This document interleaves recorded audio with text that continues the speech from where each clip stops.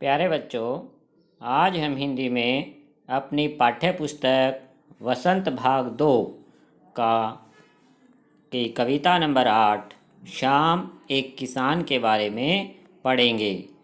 बच्चों, इस कविता के कवि हैं सर्वेश्वर दयाल सक्सेना। उन्होंने इस कविता में शाम के समय का सुंदर वर्णन किया है। तो कवि ने शाम को एक किसान के समान बताया है और पहले पैराग्राफ में कवि समझाता है, आकाश का साफा बांधकर सूरज की चिलम खींचता बैठा है पहाड़। कि पहाड़ को किसान की तरह बैठा हुआ दिखाया गया है। साफा होता है बच्चों पगड़ी, सिर पर ये जो पगड़ी बांधी हुई है इसको साफा कहा जाता है। चिलम जो हुक्का पीते हैं लोग, उसके ऊपर चिलम रखी होती है।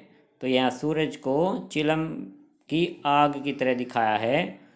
तो बैठा है पहाड़, तो कवि को जो शाम का दृश्य दिखाई देता है कि कवि कहता है कि दूर एक पहाड़ अपने सिर पर आकाश रूपी साफे को बांधे बैठा है और वह सूरज रूपी चिलम खींच रहा है। आगे कवि कहता है, घुटनों पर पड़ी है नदी चादर सी। कि उस पहाड़ के घुटनों पर यानी पैरों पर नदी चादर के समान पड़ी हुई है। पास ही दहक रही पलास के जंगल की अंगीठी, और नज़दीक ही जो जंगल है, यहाँ इधर जंगल दिखाई तो दे रहा है। जंगल में पलास के जो फूल होते हैं बच्चों लाल रंग के होते हैं, तो वैसा दृश्य प्रस्तुत करते हैं जैसे अंगीठी में कोयले जल रहे हों। कि नज़दीक ही पलास के लाल फूल ऐसा प्रतीत होते हैं जैसे अंगीठी में आग दहक रही हो। और शाम के समय बच्चों जब सूरज पश्चिम दिशा में डूबने लगता है तो कवि कहता कि अंधकार दूर पूर्व में, जैसे पश्चिम में सूरज डूबा तो अंधकार पूर्व दिशा में शुरू हो जाता है।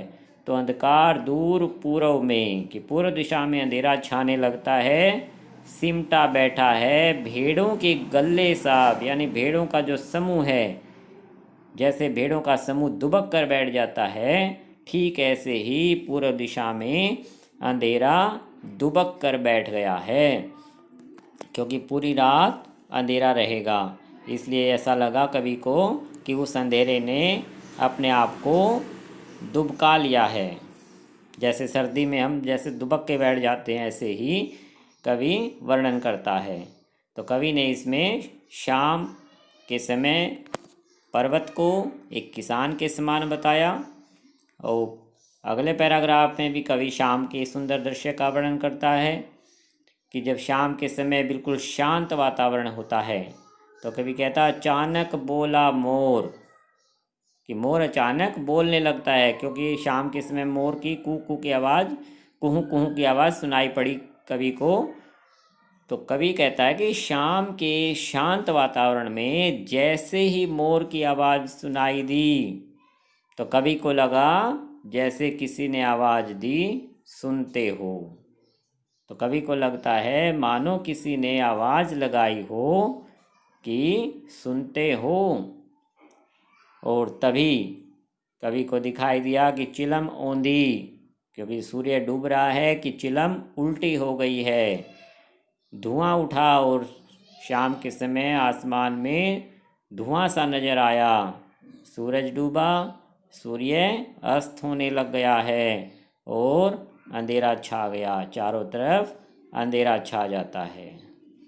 तो बच्चों, कवि सर्वेश्वर दयाल सक्सेना इस कविता में शाम के सुंदर दृश्य का वर्णन करते हैं।